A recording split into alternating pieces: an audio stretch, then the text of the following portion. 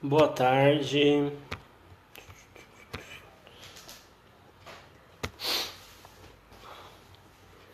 Boa tarde, pessoal. Deixa eu só resolver um negocinho aqui. Boa tarde, boa tarde. Boa tarde pra galera que tá chegando.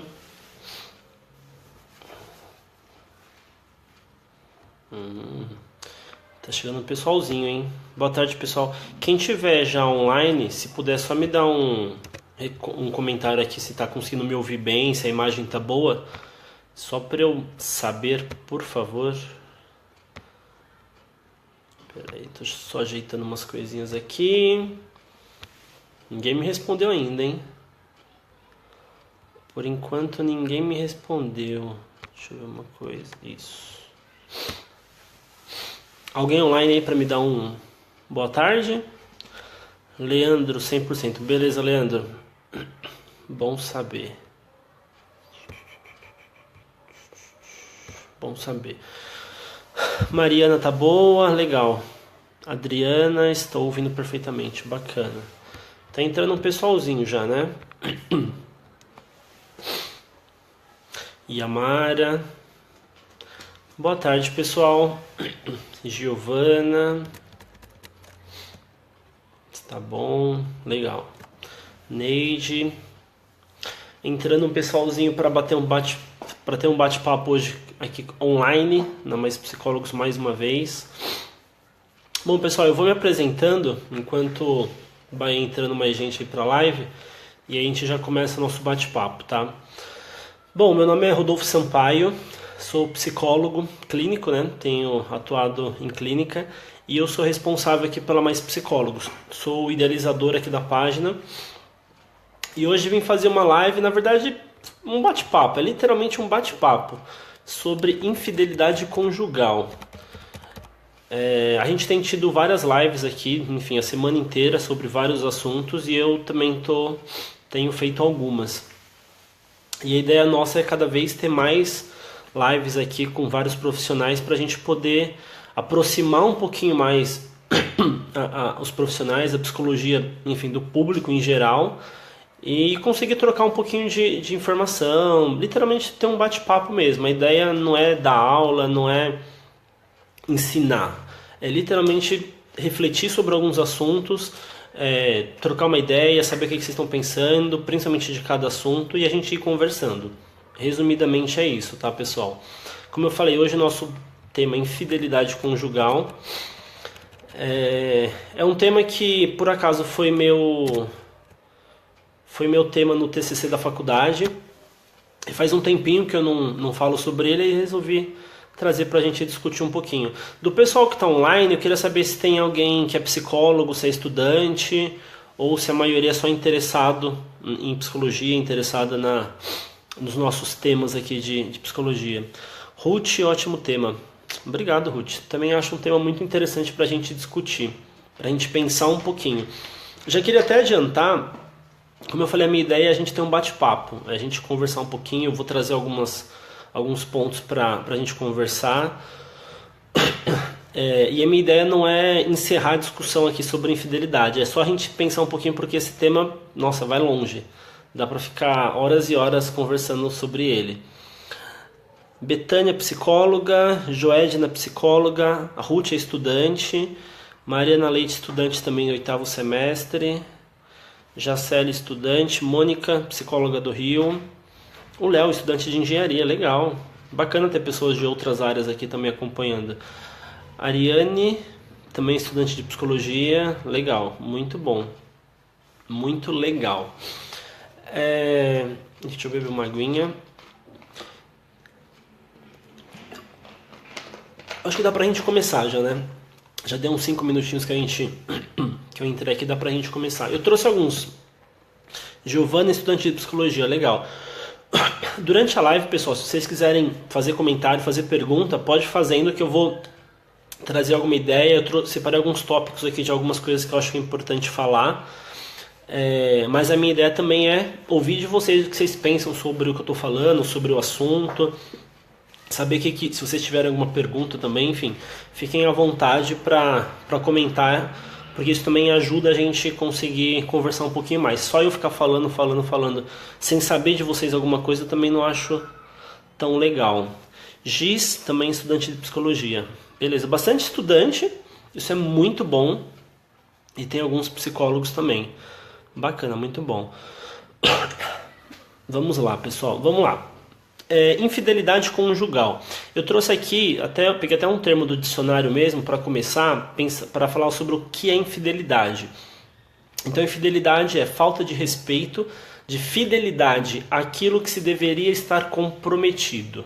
Então, quando a gente pensa em infidelidade, tirando o conjugal de lado, só infidelidade mesmo, nada mais é do que infidelidade nada mais é do que a falta de fidelidade àquilo que a gente se propôs a ser fiel. Ou seja, infidelidade a gente pode considerar não só no âmbito conjugal, não só no casamento, mas enfim, na nossa vida inteira. Então, qualquer situação, qualquer coisa que eu me coloco como fiel àquilo e eu mudo, ou eu não faço algo que mantenha essa fidelidade que eu prometi, eu estou sendo infiel com aquilo. Quando a gente pensa no casamento, a gente normalmente, quando fala sobre infidelidade conjugal, normalmente, para a maioria das pessoas, vem algo relacionado à traição sexual até. Mas quando a gente pensa em infidelidade, não necessariamente. Então, quando a gente pensa num casamento, por exemplo, um casal tem as suas regras, os seus acordos.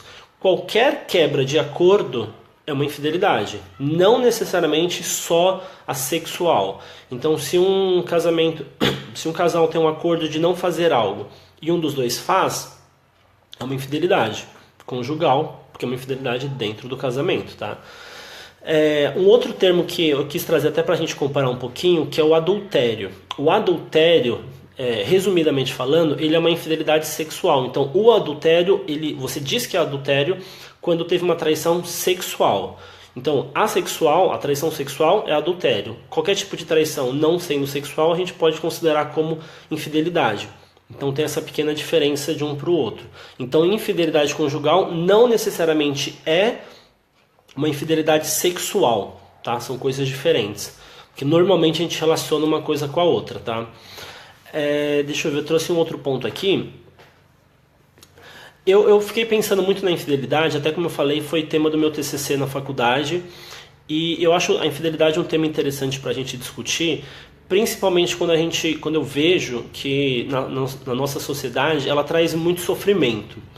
É um comportamento que existe, isso é fato, mas que traz muito sofrimento. E é muito comum, eu acho que a maioria das pessoas que estão aqui acompanhando podem, enfim, comentar, podem responder. É um comportamento muito comum na nossa sociedade. E quando a gente tem um comportamento que acontece com muita frequência e que traz sofrimento, eu acho que é algo que a gente precisa prestar um pouquinho de atenção. A gente precisa olhar um pouquinho para isso, tentar entender, ver o que está acontecendo e de alguma forma ou minimizar sofrimento ou criar estratégias para diminuir, enfim. A gente precisa pensar sobre o assunto. Então acho por isso que é importante a gente pensar, falar, enfim, refletir sobre um pouquinho sobre o que é infidelidade conjugal. Como eu falei, o que define a infidelidade conjugal vai ser a quebra de qualquer regra dentro do casamento. Então eu posso pensar em diversos comportamentos que podem ser considerados como comportamentos de infidelidade, mas nenhum deles a gente vai poder caracterizar para todos os casais. Porque, como eu disse, cada casal tem as suas regras e tem os seus acordos. Então, de repente, o que pode ser considerado infidelidade para mim, não necessariamente vai ser considerado infidelidade para outros casais. Então, isso varia muito. Cada casal tem as suas regras. Às vezes são regras não tão claras, não tão, enfim, ditas até, são regras meio, assim, a gente sabe que pode e que não pode, mas cada casal tem as suas regras. Então, quando tem a quebra de alguma dessas regras, tem infidelidade. Mas, como eu falei, a gente não pode generalizar e pegar um comportamento, seja ele qual for, e falar que esse comportamento é considerado uma infidelidade para todos os casais. Não, a gente não tem como fazer isso. Cada casamento vai ter suas regras, enfim, e a quebra delas vai ser considerada infidelidade. A gente, pensando historicamente, a infidelidade, ela tem... A infidelidade não. A fidelidade conjugal, ela tem um peso, sempre teve um peso muito religioso, econômico e até político. Quando a gente pensa na nossa história, a maioria das religiões elas propõem esse tipo de fidelidade.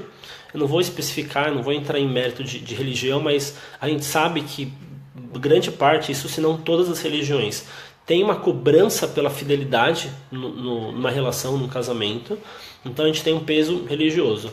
Político e econômico, eu acho que eles estão muito próximos, porque a gente sabe que desde a história até hoje existe muito, desde casamento arranjado, então assim, as famílias arranjam um casamento para ter um acordo político entre as famílias, entre acordos econômicos também, enfim. E até a questão econômica de que a gente sabe que é muito mais fácil as pessoas se juntarem no casamento para conseguirem buscar algo maior na vida do que às vezes buscarem sozinho. Muitas pessoas pensam um pouco dessa forma também. Eu vou buscar alguém para me ajudar a crescer porque vai ser melhor, vai ser mais fácil, eu vou conseguir chegar mais longe com alguém do que eu sozinho.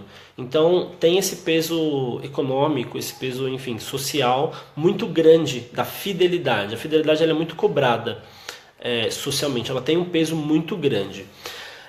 E aí a gente sabe que a fidelidade ela é muito cobrada, mas ao mesmo tempo, durante toda a história, sempre existiram casos de infidelidade.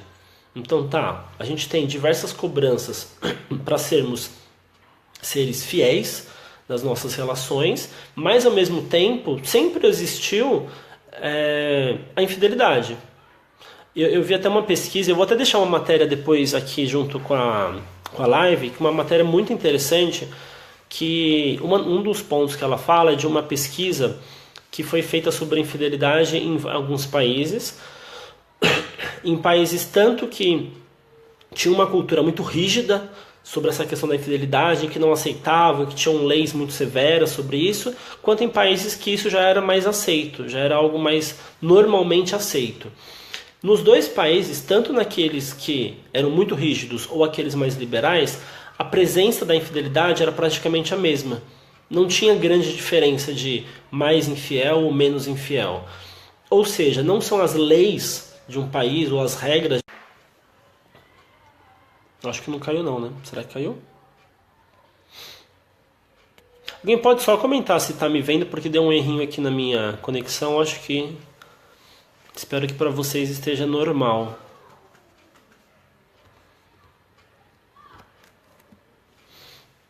Alguém pode só me dar um feedback se a conexão está normal? Elisete falou que está caindo. Dona Elisete Sampaio. A conexão tá... Aparentemente aqui está normal. Tá normal? Esse seu sim é de normal ou de caindo, Vânia? Espero que esteja normal, tenha voltado, porque pra mim deu um erro aqui.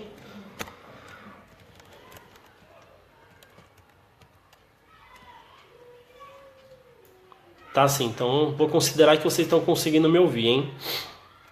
Acho que dá pra voltar, pensei que tinha caído, mas não caiu.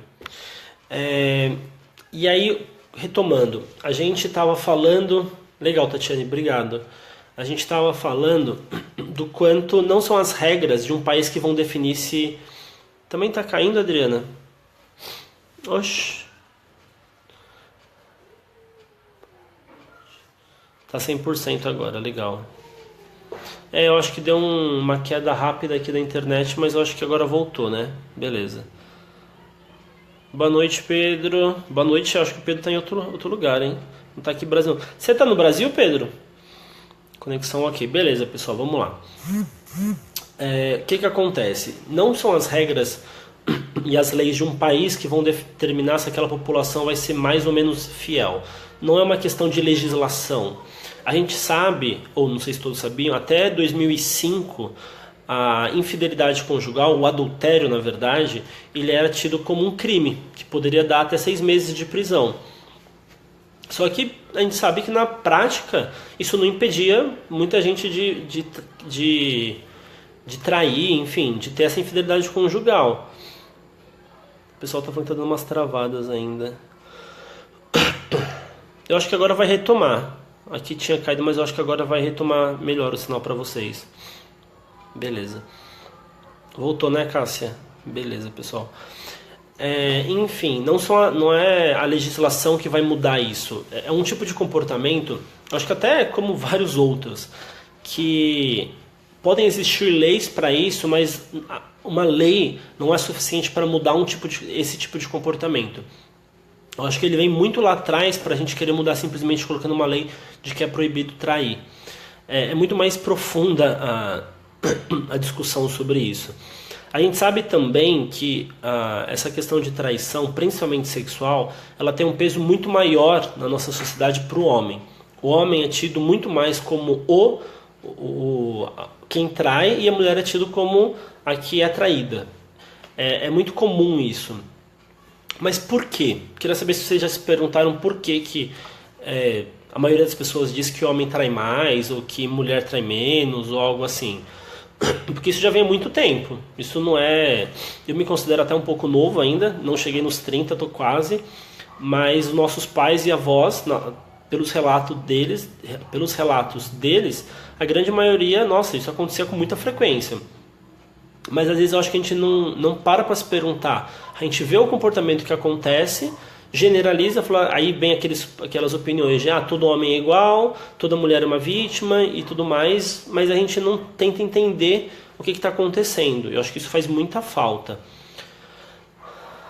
Vânia colocou machismo. Muito legal, Vânia. A gente vai acabar caindo no machismo, não tem como. A gente, também voltando lá atrás, pegando um pouquinho da nossa história, que eu acho que tudo que a gente é hoje é baseado na nossa história. Se a gente for pegar alguns exemplos bestas, lá atrás, bem lá atrás, sabe assim, época das cavernas, o homem era mais forte, o homem era mais corajoso, fisicamente ele era mais forte mesmo, ele caçava, ele defendia o grupo dele, ou seja, ele dava tudo que a mulher, entre aspas, precisava. Então, ao mesmo tempo que ele dava tudo para ela, ele se sentia no direito de ter tudo que ele queria. E ela, ao mesmo tempo, se sentia obrigada a permitir que ele faça o que ele quer. Já que assim, ele me dá comida, ele me dá conforto de alguma forma, ele me dá proteção, ele me dá segurança, nossa, eu não vou deixar ele fazer o que ele quer? É um exemplo bem ridículo, bem até... mais para ser didático. E aí a gente pensa, alguns anos atrás, nossos pais, nossos avós. Os homens trabalhavam e as mulheres ficavam em casa. E é basicamente a mesma coisa. O homem, ele trazia o dinheiro, ele trazia a comida, ele pagava o aluguel, ele comprava roupa, ou seja, ele mantinha aquela mulher e aquela família. Também, da mesma forma, dando o direito, entre aspas, para ele, de assim, já que eu faço tudo isso, eu tenho o direito de fazer o que eu quiser também. Eu tenho autorização para fazer o que eu quiser fora de casa, porque em casa eu faço o que eu preciso. Eu dou tudo que a casa precisa. E a mulher, ao mesmo tempo, caía naquela ideia de que, ele me dá comida, ele banca a casa, ele paga o aluguel, ele trabalha, coitado, se mata. Então, quem sou eu para falar o que ele não pode fazer? E aí a gente pensa, isso alguns anos atrás, só homens praticamente trabalhando e as mulheres só em casa. E aí essa ideia dos homens ia se reforçando literalmente em grupo. Então assim, todos os homens se viam trabalhando, mantendo as casas e se autorizando quero fazer o que eu quero, e quem vai me impedir? Se quem está ali do lado dele é outro homem que quer fazer a mesma coisa. Então socialmente, nossa sociedade cresceu nesse modelo, cresceu nesse exemplo de que o homem pode fazer o que ele quer fazer porque ele banca a casa. Então se ele banca, tudo bem. Até era mal visto o homem que não conseguia bancar a casa. Até essa coisa da mulher conseguir um espaço na sociedade, começar a trabalhar e tudo mais, durante muito tempo, e ainda é um pouco para algumas pessoas, é feio a mulher bancar a casa ou o homem não conseguir bancar a casa sozinho. Porque, não, como assim o homem? O papel dele é bancar a casa. E aí a gente começa a estipular algumas regras sociais sem nem perceber por quê. Então assim, o homem tem que bancar a casa. Por que ele tem que bancar a casa? Porque meu avô e meu pai bancou, eu tenho que bancar também? Aí a mulher, porque minha mãe e minha avó ficaram em casa, eu tenho que ficar também? Então a gente só reproduz alguns comportamentos sem parar para pensar se faz sentido ou não. Até porque muitos comportamentos, eles podem fazer sentido lá atrás. Então assim, naquela época fazia sentido fazer isso, hoje talvez não faça. Então por isso que é importante a gente ver alguns comportamentos e não simplesmente falar o que todo mundo está falando sem pensar. Principalmente a gente que é psicólogo ou estudante de psicologia, a gente precisa olhar para os comportamentos de uma maneira diferente. Não dá para a gente simplesmente olhar e falar, ah, não, é isso mesmo. Tá, é isso, mas por que é isso? Entender esses comportamentos são muito importantes. E aí vai acabar caindo no machismo que a Vânia tinha comentado um pouco aqui atrás. Deixa eu só ver alguns comentários aqui que o pessoal comentou um pouquinho. Leandro, se a sociedade promove a monogamia e criou mecanismos culturais e sociais para reforçar essa prática é porque somos essencialmente monogâmicos. Somos seres com ligações de longo prazo e temos a família como grande valor. Entretanto, ressalto que não somos estritamente monogâmicos e há sim quem adote uma poligamia. Legal, acho que 2 pontos do que o Leandro colocou. O primeiro é que assim, não dá pra gente generalizar. Não é porque a maioria tem um comportamento que todos vão fugiu agora a palavra. Todos vão seguir o mesmo comportamento. Então isso é uma coisa que tem que ficar muito clara pra gente. Tá, todo mundo faz, mas se um não faz, ele tá errado. Não sei se a gente pode denominar como errado, mas como diferente, até beleza, diferente. Mas é um direito de cada um escolher a forma que quer viver. Agora, um outro ponto que eu estava pensando que o Leandro colocou, essa questão do que somos essencialmente monogâmicos. Eu acredito, Leandro, que a gente foi criado para ser monogâmico. E como eu falei, eu li uma matéria que achei ela excelente, eu vou deixar ela aqui no link junto com a descrição da live depois, que o autor da matéria, não lembro quem que era, ele fala o quanto a gente foi ensinado a ser monogâmico, mas que a maioria das culturas hoje ela não tem maturidade para conseguir manter uma monogamia. Então a gente aprendeu isso, mas a gente não tem maturidade para conseguir manter. Isso faz muito sentido para mim em vários momentos, em várias sociedades, mas eu acho que ainda assim é algo que a gente precisa conseguir pensar um pouquinho melhor sobre isso. Ariane, você acha possível um casal conviver bem após um caso assim, mesmo que ocorreu no passado e alguém tenha se arrependido? Tá. Eu acredito que sim, Ariane. Eu não acredito que porque existiu uma infidelidade, uma traição, que o casamento acabou. Não acredito nisso. Mas não dá pra gente generalizar, falar que não, traiu, vai voltar, vai ficar tudo bem. Isso depende de muita coisa. Como o Leandro até comentou um pouquinho atrás, a gente tem uma questão social sobre o casamento, sobre a traição. E eu acho que o que dificulta muito as pessoas conseguirem lidar de uma maneira mais saudável com a traição é esse peso social. A gente tem muito uma cobrança de, por exemplo, a mulher foi traída. Vou criar um exemplo aqui. Ela foi traída e aí ela descobriu, e aí ela se vê naquela posição de o que eu faço agora? Eu perdoo e a gente segue com o casamento, segue com a relação, ou eu termino e cada um vai seguir sua vida? As duas opções são muito complicadas, porque o perdoar e continuar, talvez fique lá na ideia dela de, putz, eu tô sendo idiota de fazer isso, não deveria fazer isso. Infidelidade não tem perdão, então eu vou seguir minha vida. Mas ao mesmo tempo seguir a vida também tem um peso social mas as pessoas vão me perguntar, vão falar que meu casamento não deu certo, até porque o casamento ele é um projeto de vida, assim como uma faculdade, só que enfim, proporções diferentes. Eu escolhi aquela pessoa para ficar comigo com a proposta de ficar com ela toda a minha vida. Se em algum momento acontece alguma coisa que dá errado, entre aspas, e a gente termina, o meu projeto de vida deu errado. As pessoas ainda veem muito assim. Então assim, eu não quero que o meu projeto de vida dê errado, então eu vou investir nele o máximo que eu puder. Só que realmente tem alguns casamentos, algumas relações que as pessoas investem e não rola nada, não sai do papel, a coisa não flui. Tem algumas que vão dar certo. Então assim, Ariane, eu não acho que a gente pode generalizar, eu acho que é possível sim, dá para de repente acontecer algo assim e o casal conseguir retomar e viver bem, mas também acho que a maioria já deve ter ouvido casos, enfim, de muitos casais que isso aconteceu e acabou com a relação, não consegue retomar confiança, não acredita mais quando vai fazer uma coisa, fica sempre na dúvida de se, putz, será que me ama, se não ama. enfim, gera uma dificuldade para a relação muito grande.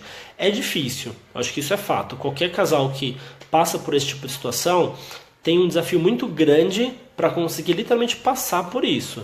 Então por isso que eu não acho que dá pra gente generalizar. Ó, não, vai e passa porque é tranquilo. É bem complicado, é bem difícil, principalmente pelo peso social que isso tem pra gente. Cássia Rosário, talvez venha nessa questão do machismo mesmo. Tanto que se o homem trai é dito como normal e muitas mulheres acabam perdoando, ou é dito que a traição tem que ser necessária. Mas vejo que quando é o contrário, quando a mulher trai, dificilmente o homem perdoa e fica com essa mulher. Eu acho que isso é real, Cássia. E aí realmente é uma questão social. A nossa sociedade ainda tem esse peso de que o homem ele pode ainda trair, de que é normal, é natural, o homem é uma questão fisiológica, nossa, é do homem isso. E a mulher não. Então assim, mas por que é do homem e da mulher não? Por que um pode e outro não pode? Se a gente for considerar que é errado para os dois. Se é certo para os dois. Então, e aí a gente não consegue, a gente ainda, acho que melhorou muito a nosso equilíbrio social entre homens e mulheres, mas ainda falta muito para a gente conseguir ter um equilíbrio real de para coisas certas ou coisas erradas, a gente identificar que foi certo ou errado independente do sexo. Acho que ainda falta um bocadinho para a gente conseguir alcançar esse nível. Léo Carvalho, porque o sexo em si, deixa eu ver, porque o sexo em si é muito mais perigoso para a mulher, por causa que numa eventual gravidez ela precisa ser cuidada e provida de suas necessidades. Para o homem essa cobrança não existe. Também tem isso, peraí. Ele pode engravidar uma outra sem nenhum prejuízo, entre aspas, viés evolutivo. São poucas as espécies que se relacionam com um único parceiro, não que isso seja pretexto para sair traindo. Exatamente, Léo. Acho que o Léo traz um ponto legal. O homem tem essa facilidade, entre aspas, de ele não engravida se ele trair. Então, é um risco que ele não corre e que a mulher corre seriamente. Então, é uma facilidade, entre aspas, para ele. E a mulher tem esse peso. Se ela engravidar fora do casamento, o peso social é absurdo que ela vai ter. De todos os lados. Não vai ter uma pessoa que vai ficar do lado dela. Isso é fato. O homem, talvez não. O homem já não tem tanto peso assim. E essa questão das espécies que o Léo colocou é real. Quase nenhuma espécie, praticamente, eu acho que tem um ou outro animal, mas assim, é muito raro uma espécie animal que tenha essa monogamia que nem a gente propõe. Para os animais é normal essa busca de parceiros diferentes para necessidades diferentes. Porque para eles faz sentido, para eles é uma questão evolutiva que traz um resultado para eles. Para a gente, talvez não. É óbvio que essa fidelidade conjugal nossa traz benefícios, não é uma questão à toa. Não, vamos ficar juntos só com fulano porque é legal. Não, ela traz benefícios mesmo, mas realmente, ao mesmo tempo, é uma dificuldade. Foi o que eu falei no começo. Nessa matéria que eu li, o autor ele fala que a gente socialmente... A nossa sociedade não tem maturidade para conseguir manter uma proposta de monogamia. É óbvio, tem suas exceções, não dá para generalizar, falar que ninguém nunca vai conseguir ser monogâmico, mas numa grande parte da sociedade, realmente a gente percebe que é muito difícil conseguir manter. Mariana Leles, ainda existe essa ideia de que é feio o homem que não consegue bancar a casa. Exatamente. O machismo está muito forte para todos os lados. Então, da mesma forma que a mulher tem que aceitar um homem que trai, o homem não pode não conseguir bancar a casa. Então o machismo, às vezes a gente pensa que é uma coisa boa para o homem, não necessariamente. Então, às vezes ele tem esse direito, entre aspas, de trair, mas ele também tem cobranças de dar conta da casa, de bancar a família. Ele tem esse peso que também acho um pouco arcaico para a nossa sociedade de hoje, né? O Léo comentou que o machismo é uma questão muito mais cultural. Tem países com leis severas para traição e os índices são os mesmos em países mais flexíveis. Exatamente, foi até o que eu comentei um pouco no começo. Você pegar um país que tem regras muito rígidas e outro país mais flexível para traição, a quantidade de traição vai ser praticamente a mesma. Então não é a regra que vai mudar esse tipo de comportamento. Deixa eu ver, Adriana, mas hoje em dia muito é justificado com a teoria do poliamor e também com a busca da independência da mulher. Eu acho que são dois pontos bem reais hoje sim, Adriana. A mulher está muito mais independente, então ela tem buscado um espaço dela e tentado, eu acho que, equilibrar um pouquinho essa disputa com o homem, esse espaço na sociedade. Então isso muda um pouquinho esses papéis. Então quando o homem já não consegue bancar tanto a casa, ele já perde um pouco de espaço. Tá, putz, eu não banco nem a casa, como que eu vou ter direito, entre aspas, de fazer o que eu quero fora daqui? Então isso é bem real. Essa questão do poliamor, eu acho que é uma proposta que vai um pouquinho contra isso, né? Que são relações mais abertas, entre aspas, da pessoa poder se relacionar com outros, enfim. Tem algumas relações que são assim, né? Que o casal se propõe a, tá, nós estamos juntos, mas temos um acordo de também poder buscar parceiros fora da relação. Eu acho que assim, são acordos de cada casal. Não acho que tenha... É difícil a gente pensar no que é melhor ou no que é pior. Acho que a ideia é a gente pensar o que faz bem para cada um. Se um casal se propõe ficar junto com a monogamia ou com a proposta do poliamor, se faz bem para eles, eu acho que é o que importa. Mas aí talvez a gente caia na dificuldade social das outras pessoas entenderem. Então, se é muito comum a gente ver uma mulher que trai o marido, e ela aceita o marido de volta, a amiga fala, mas você é idiota, você não tinha que ficar com ele não, ele vai te trair de novo. Ou seja, não ajuda em nada. Ou ao contrário, ou o homem que fala pro homem, fala, como assim você não pegou a fulana, você tinha que ter ficado com ela e tal, enfim. A nossa sociedade tem uma dificuldade muito grande de aceitar o que é diferente. Acho que diferente no modo geral. Mas aí quando a gente pensa em relacionamento, isso é muito nítido, é muito forte essa dificuldade que a gente tem de ver que o outro tem uma relação diferente da nossa, ou que ele faz coisas diferentes que a gente, e aceitar que tudo bem. Aquele casal tem uma proposta mais aberta de ficar com outras pessoas, é um direito deles. Não quer dizer que eu sou melhor ou sou pior porque a minha proposta do meu casamento é diferente. Eu acho que cada casal tem que buscar o que faz melhor para si.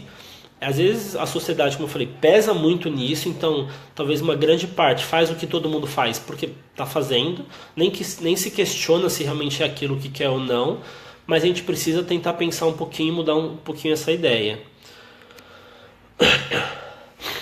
Léo, tenho certeza que somos criados para ser monogâmicos, mas biologicamente não preparados ainda.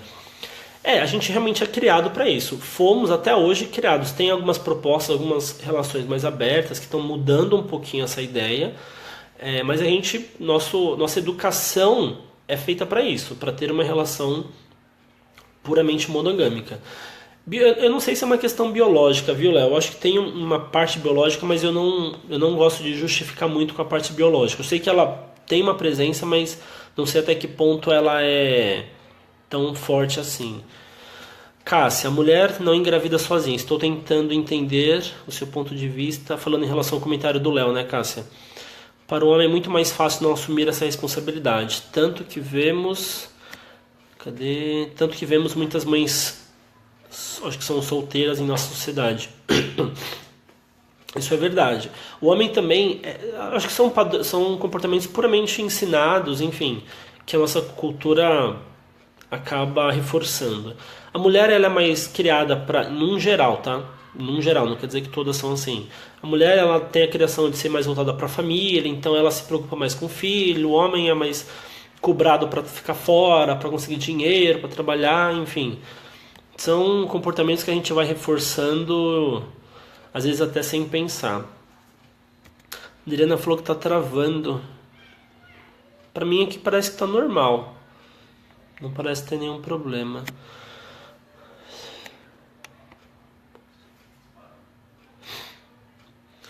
Tá, Mariana. Homem também engravida. O que pesa mais é que culturalmente a obrigação de cuidar da criança da mulher. Exatamente. O engravidar que eu tinha comentado é engravidar de fato. Quem engravida é a mulher. É que o homem, a gente considera que ele também faz parte dessa gravidez, porque ele também tem responsabilidades. Mas a sociedade realmente cobra que a mulher seja responsável pelos filhos, pela casa em si, e o homem não. O homem não precisa ter essa responsabilidade. Só que infelizmente isso gera a gente não pensa, mas isso gera tantas consequências a longo prazo, porque é aquela coisa, a mulher engravida é responsável por ficar com o filho e com a casa, o homem com o trabalho. E aí esse é o modelo que ele passa que ele passa para os filhos. Então ele tem um filho homem que vai ver o modelo dele, vai ter uma filha mulher que vai ver o modelo da mãe, e a gente vai reproduzindo. Isso é bem complicado, né? A gente reproduzir comportamentos sem parar para pensar um pouquinho neles, sem parar para entender o porquê que a gente está fazendo esses comportamentos. Isso eu acho que é uma das piores coisas. Da infidelidade, eu queria ainda pegar mais uns pontinhos aqui, que eu acho que acabou os comentários por enquanto. Tá travando. A conexão tá ruim, que estranho. Para mim parece que tá normal. A Cássia falou que tá boa, a Adriana falou que a conexão tá ruim, Viviane também falou que tá ruim. Para mim tá normal. Que estranho. Deixa eu dar uma olhadinha aqui. Não, pra mim tá normal. Conexão acho que são para algumas pessoas. Pra mim, a Jane falou que tá normal, a Ellen falou que também tá boa. Eu acho que foi para algumas pessoas. Mas a Adriana perguntou, a live, quando ela encerra, ela fica salva na página. Então vocês conseguem assistir depois também, qualquer pessoa consegue acompanhar. Na aba de vídeos aqui da página tem todas as lives que já aconteceram. Então se de repente quiser rever essa ou qualquer outra live, vocês conseguem assistir também a qualquer momento. Não é ao vivo, né? Então você não consegue interagir, mas você consegue ver o que foi falado em todas as lives. Bom, eu queria pensar um pouquinho com vocês sobre, até trouxe aqui, peguei um tópico, sobre motivos de infidelidade. Eu acho que a gente acabou falando um pouquinho do machismo, né, que ele acaba reforçando um pouco tudo isso. Mas se a gente for pensar, será que a gente consegue dizer que é puramente o machismo que gera infidelidade? Então, o machismo é o culpado por todos os casos de infidelidade que a gente tem na sociedade? Eu não acredito que seja. Eu acho que ele tem um peso muito grande, mas eu não acredito que a gente possa simplesmente culpar o machismo por tudo isso. Até porque a gente precisa pensar um pouquinho que não dá pra gente generalizar. Então, se a gente for generalizar, todos os casos de infidelidade foram feitos, ocorreram por culpa de uma sociedade machista que a gente tem. Mas eu acho que a gente precisa também entender que existem casos pontuais, que existem casos e casos. Então a gente pode considerar que tem pessoas que traem tanto homem quanto mulher porque são inseguras no casamento, porque o casamento está muito ruim, não tem conversa, não tem diálogo, e aí fora você acaba tendo uma tensão e busca alguma coisa lá. Aí eu não sei se isso é puramente machismo. Eu acredito que exista um outro fator que eu acredito ser muito forte para esse tipo de comportamento, é o quanto a gente constrói. Nossa sociedade tem muitas relações, casamentos, enfim, namoros fragilizados. A gente tem uma facilidade, eu digo a gente, principalmente brasileiro, uma facilidade muito grande para se unir. Você vê as pessoas namorando com muita facilidade, casando com muita facilidade, ficando junto com muita facilidade. Mas eu não consigo ver relações fortalecidas, relações principalmente com diálogo. E aí quando você está com alguém e a relação não está muito fortalecida, ou com uma relação que não tem diálogo, alguma coisa vai escapar por ali. Alguma coisa não vai dar certo. E aí eu acho que muitos casos de infidelidade também acontecem por causa disso.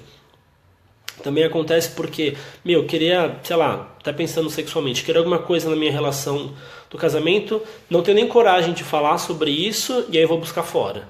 Ou, desculpa. Ou então, eu sou uma pessoa insegura,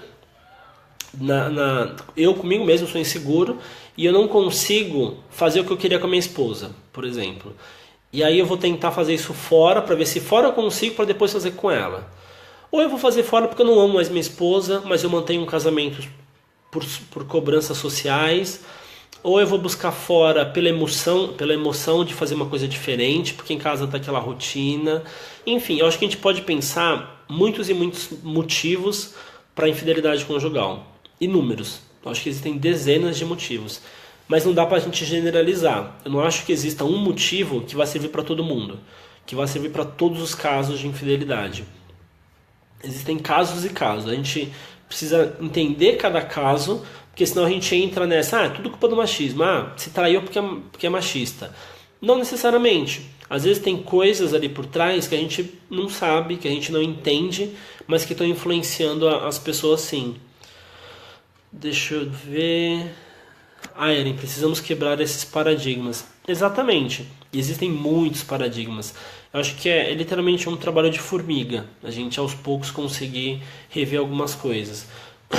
E como eu falei até um pouquinho antes, eu acho que o peso social é muito grande de uma forma negativa nisso. Como eu falei, às vezes a gente tem quem está em volta acaba não ajudando muito. Uma mulher que sofreu uma traição, um homem que não trai ou que trai, é muito comum ter pessoas próximas que vão ficar botando pilha de uma forma negativa. Que vão falar, você é idiota de ter aceitado ele voltar, você não é homem se você não ficar com a fulana ali perto da galera. E aí isso dificulta. Você é besta de fazer isso, você é besta de fazer aquilo.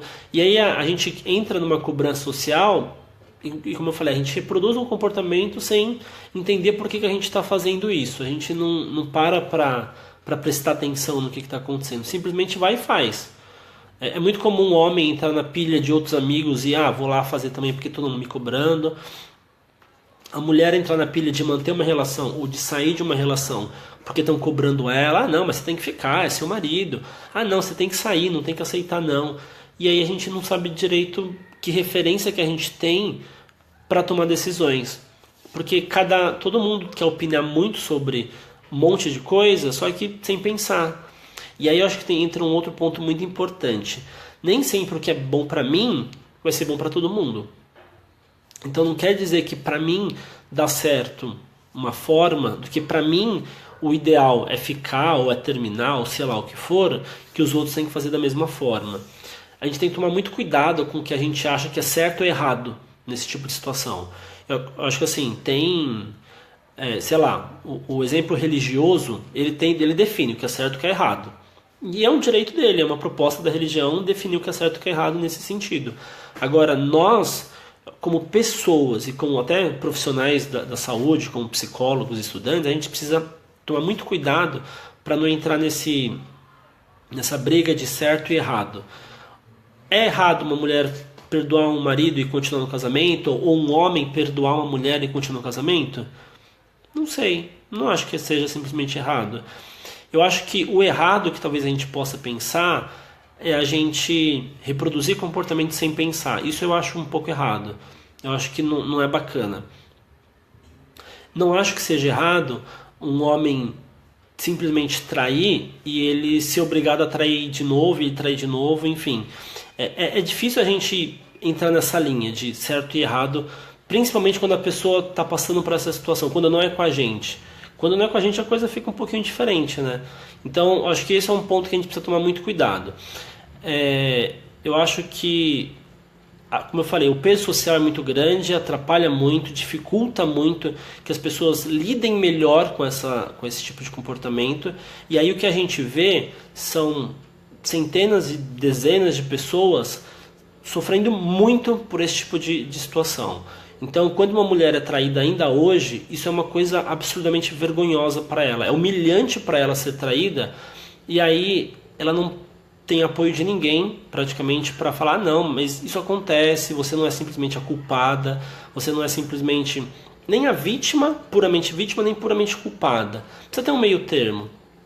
Ou às vezes a gente não para pensar que o homem que de repente traiu, ele também precisa de uma ajuda e que ele só traiu às vezes porque ele não teve uma orientação, alguém que apoiasse ele de alguma forma.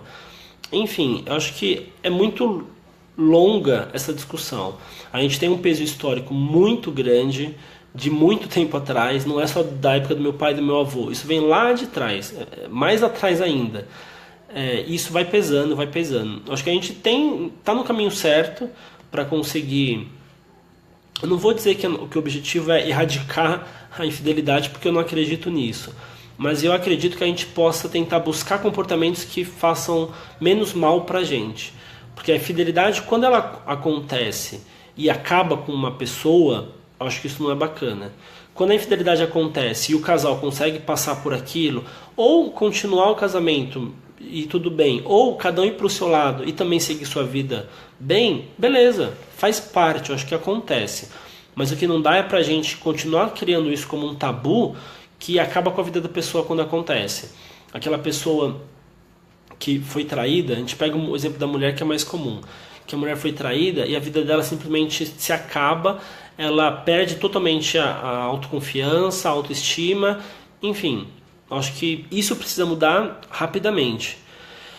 Deixa eu ver uns comentários aqui, peraí. Giz, eu acho que o ser humano tende a ser insaciável, sempre quer algo mais. Eu também acho, Giz, eu acho que somos seres insaciáveis no sentido de sempre queremos mais.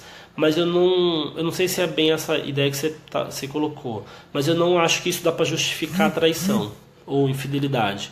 Eu acho que a gente sempre quer mais, mas a gente pode buscar mais de uma forma saudável. A gente pode buscar mais de uma forma que não prejudique outros, algo assim.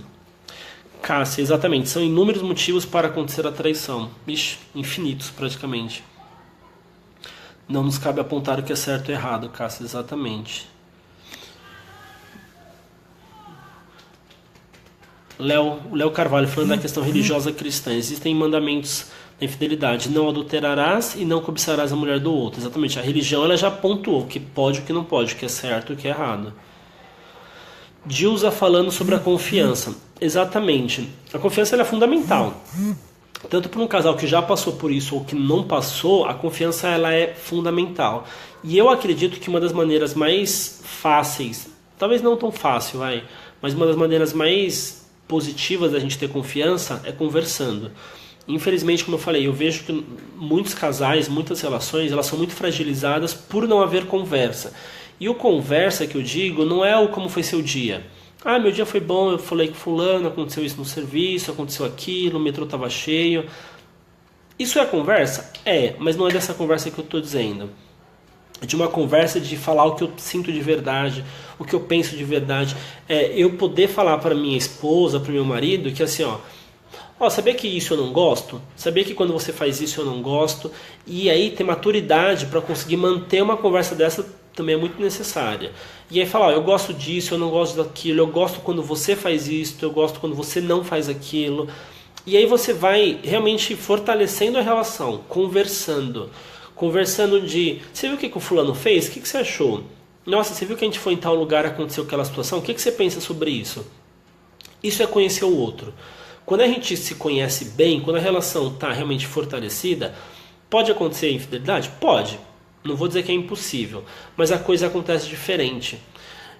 Eu acho que reduz muito a possibilidade disso acontecer, vai lá para baixo a chance disso acontecer, e ao mesmo tempo, se acontecer, a forma que a pessoa vai ver é diferente.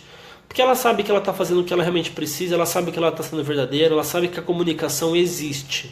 Então assim, eu não vou assim, achar que eu simplesmente sou culpada por causa disso. Eu acho que muda o peso quando acontece. Então, acho que a dica geral é diálogo para as relações. Léo Carvalho, cada caso é um caso e aqui vale a questão. O que mantém o relacionamento e o amor que mantém o relacionamento? Você me ama ou ama os prazeres que te proporciono? No dia que eu deixar de te... No dia em que eu deixar de te consequenciar positivamente, vai buscar um outro ou uma outra? Isso também envolve muita coisa, né, Léo? Eu acho que essa ideia, a gente precisa, como eu falei, eu acho que os relacionamentos são muito frágeis. E aí eu acho que talvez nesse diálogo a gente consiga identificar um pouquinho melhor isso até que você trouxe. Eu consigo conversar com meu parceiro, identificar esse amor, se ele existe ou não, consigo identificar o quanto a gente se dá bem, o quanto realmente há afinidade numa relação, e até a gente conversando com o outro, quando a gente conversa de verdade, eu consigo prestar atenção e falar, putz, acho que tem muita coisa aí que eu pensava que eu gostava e não gosto. Tem muita coisa aí que eu achava que era amor e hoje eu já não sinto amor. Realmente, cada caso é caso, não dá pra gente generalizar.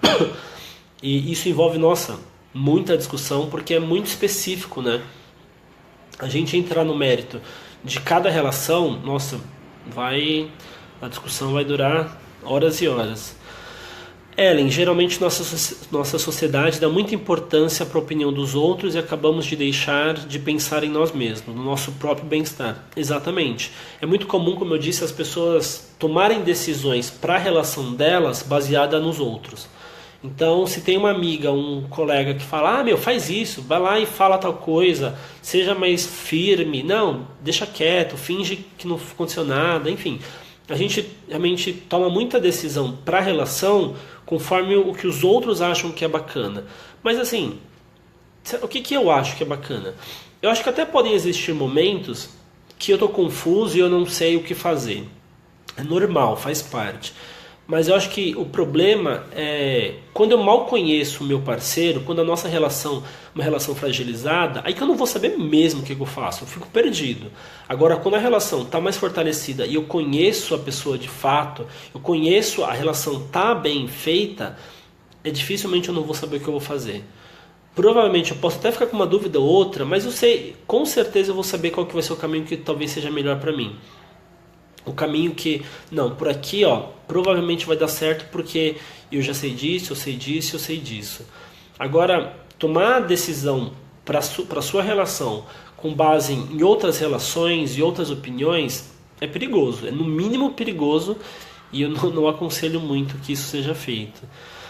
Dilza, é isso aí, porque comigo existe comigo, não, peraí, porque comigo existe comigo e o marido. Comigo e meu marido sempre conversamos sobre tudo. Olha que estou na quarta relação. Estou 4 relação, nada um para lado. Nada de cada um para cada lado, amizade sempre. Legal, perfeito. Acho que essa é a ideia. Uma relação ela pode terminar. Faz parte. Deu, terminou.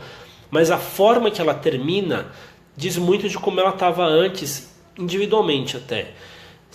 Eu acho que também a maioria deve ter visto casos e casos de terminar uma relação e ficar aquela raiva, aquela amargura de ambos os lados, de assim, não quero nem olhar na cara e tudo mais. Por quê? Porque para mim a relação não estava fortalecida. A relação não estava construída de uma forma saudável. Não estava construída de uma forma saudável, principalmente para cada um, como um indivíduo mesmo. Nem digo só a relação como um todo. E aí quando termina, aí cria raiva, cria rancor, cria muito sofrimento. Eu tenho até, engraçado, tem um colega meu que ele terminou uma relação e assim, as pessoas, eles são super amigos. E muita gente não entende. Fala assim, como assim vocês terminaram e são amigos? Isso não pode. Isso é inadmissível. Vocês têm que terminar e cada um seguir sua vida longe um do outro. Por quê? A gente ainda tem esse peso, essa ideia social de que se tá junto tem que estar tudo bonitinho e se separou tem que cada um odiar o outro. Não precisa.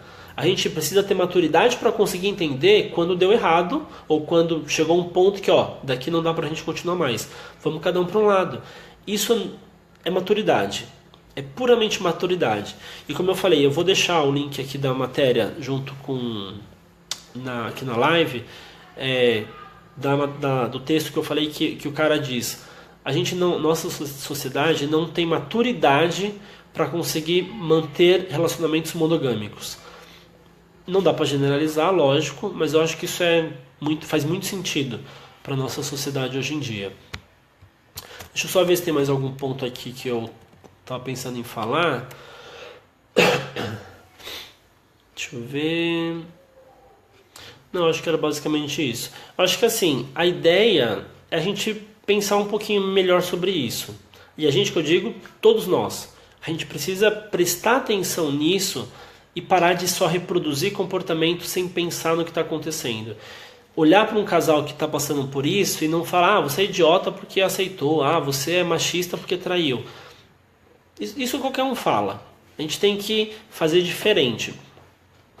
E aí fazendo diferente a gente consegue alcançar outras pessoas e de repente mudar um pouquinho mais isso. Eu acho que, como eu falei, a ideia era que só conversar um pouquinho sobre o tema, não é encerrar as discussões sobre infidelidade.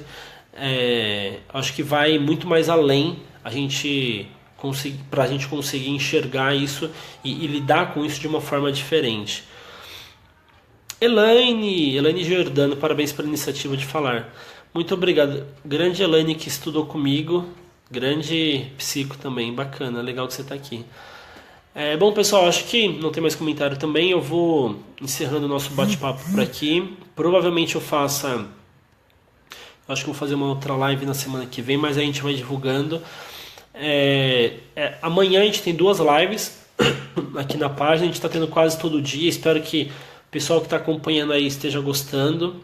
A gente tentando aproximar um pouquinho mais a psicologia, enfim, os profissionais, os psicólogos do público em geral, e conseguir facilitar um pouquinho essa comunicação, tirar um pouquinho alguns paradigmas de que o psicólogo fica lá longe e eu não tenho acesso a ele. A ideia é justamente a gente conseguir aproximar um pouquinho isso e conversar um pouco mais de perto. Obrigado a todos que acompanharam aqui a live, obrigado pelos comentários, pela participação de todos. Espero vocês em outras lives também. Qualquer coisa, podem deixar comentários de sugestão para outros temas, para outras lives, que a ideia é a gente fazer cada vez mais lives aqui na página, conseguir aproximar cada vez mais essa comunicação. Eu tenho minha página como psicólogo Rodolfo Sampaio mesmo. Tem aqui, como eu falei, eu sou o administrador aqui da Mais Psicólogos, então o que precisarem, dúvidas, sugestões, elogios, críticas e reclamações, pode mandar mensagem que a gente responde. Espero que tenham gostado do nosso bate-papo e de repente numa próxima a gente conversa um pouquinho mais. Obrigado a todos e boa tarde.